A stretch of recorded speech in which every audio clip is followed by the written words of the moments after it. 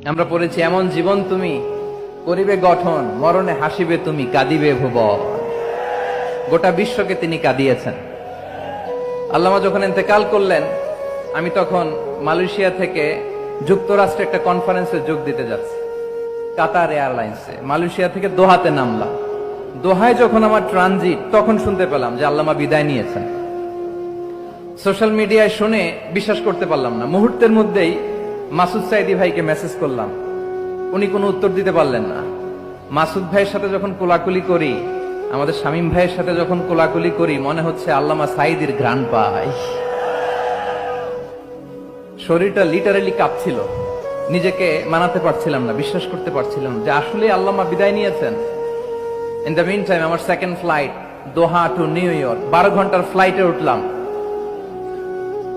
Internet থেকে বিচ্ছিন্ন হলাম। নামার পরে শুনলাম আল্লাহু আকবার, যেখানে ওনাকে কবরস্থ করার কথা ছিল সেখানেও কবর দিতে দেয়া হয় নাই।